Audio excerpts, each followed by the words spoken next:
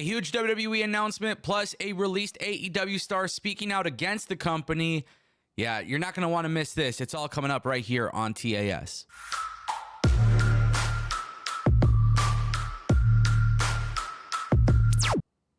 All right, y'all, WrestleMania 40s this week. Jason Kelce from the Philadelphia Eagles is expected to potentially be at WrestleMania 40. Very interesting news coming out of Fightful Select today. Sean Ross Sapp reported today on Tuesday, April 2nd, that WWE has reached out to Kelce ahead of WrestleMania 40, which will take place at the Eagles Lincoln Financial Field in Philadelphia on Saturday and Sunday. Now, keep in mind, Jason Kelce played for the Philadelphia Eagles his entire career, 13 or 14 years. He just retired. Obviously, I do want to make the point, Jason Kelce is not the one that's dating Taylor Swift. If you don't watch the NFL, you might not know that. We don't know if Travis Kelce will be involved with WrestleMania.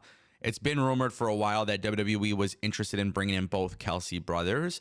Fightful Select is reporting that they're only reaching out, or they have only reached out to Jason Kelce. So in terms of Travis Kelce and Taylor Swift and that type of thing, I don't have any expectations with that. But what I do really want to point out, and what's really most important about this topic, is the fact that WWE is really under, it's always been this big special event, right? And WWE's always had celebrity involvement.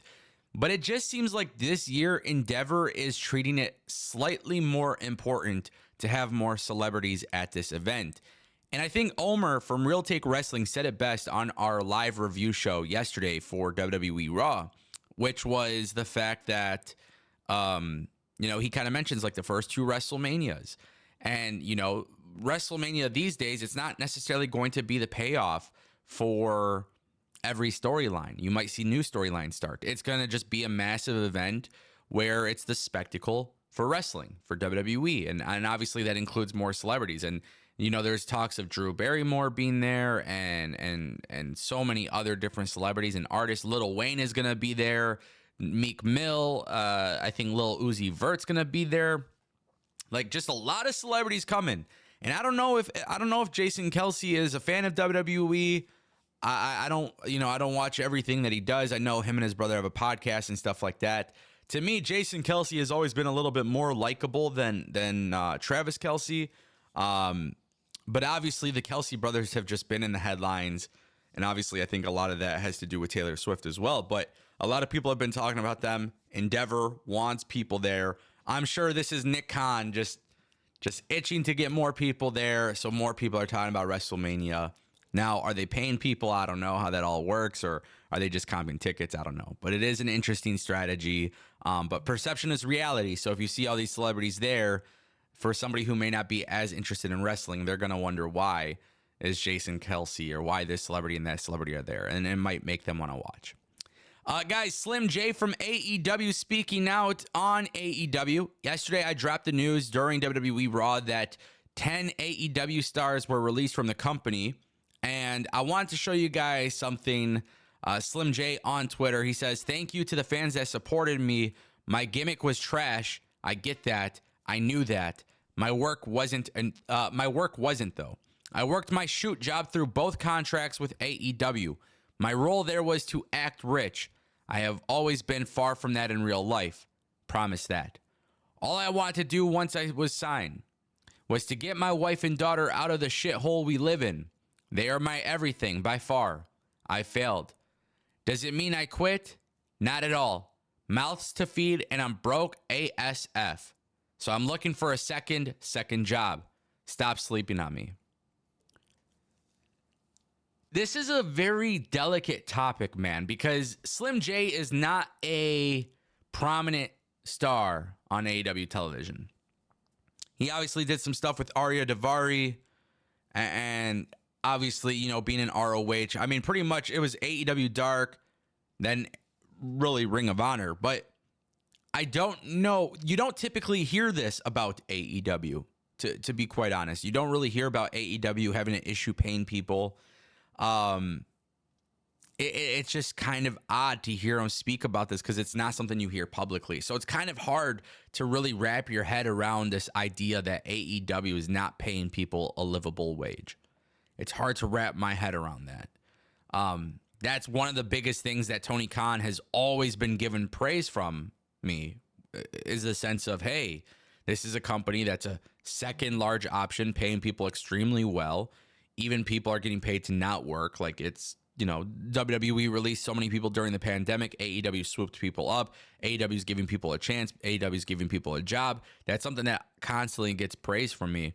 So to hear this, I really don't even know how to wrap my head around it. But what I will say is this, with AEW's releases, and I think one of the things that kind of becomes an annoyance is that if you watch any of my videos ever about WWE releases, and trust me, in the last 5 years, there's been so many damn videos on this thing. My sentiment has always been the same. Business is business, and that's cool, whatever. I get it. But I don't really give a shit about that portion of the business. Like, for me, these are real people's jobs. These are, like, the fact that Slim J has to work 2 jobs and he's working in AEW, you know what I'm saying? Like, he should be able to just work in AEW and not have to work another job, right?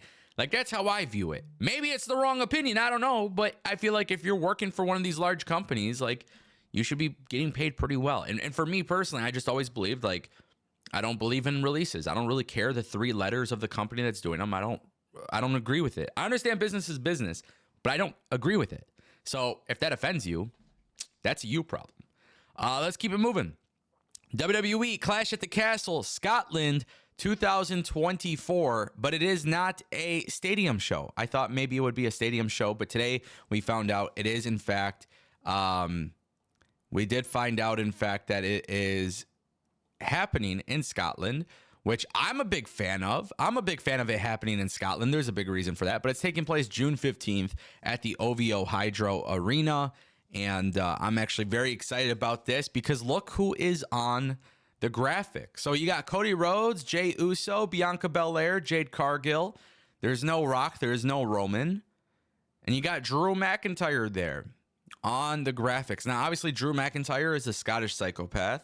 He's from Scotland. You have to wonder if he has re-signed with the company. I think that's a very interesting question to throw out there. Did he re-sign with the company? It's obviously been a mystery. I feel like this entire time he has been re-signed with the company. I feel like they're kind of playing into it, but I don't know. I could be entirely wrong. But I think in regards to Drew McIntyre and WWE, I hope he's re-signed with the company. I'm curious if maybe he won't be World Heavyweight Champion by then, because he could win the World Championship at WrestleMania, and that's cool. But if CM Punk and Drew McIntyre were to happen at Clash at the Castle, now we got a whole different story, right? Or if it's Drew McIntyre versus Damian Priest or Drew McIntyre versus someone else, like there's a lot of potential there. So I love this. I think it's a huge announcement. WWE continues its expansion into Europe, but we still don't have NXT Europe, and I really want answers for that. I'm tired of waiting. It feels like WWE might be giving up on that, even though they're not saying that. It almost seems like they are. They closed down NXT UK, which I thoroughly enjoyed. They said NXT Europe is coming, and now it hasn't happened. So I don't know if that's going to be part of Endeavor's plans, but if that's not the case, I hope WWE tells us. Otherwise, I would like for them to announce it when Clash at the Castle happens. Let me know what you guys think in the comment section down below.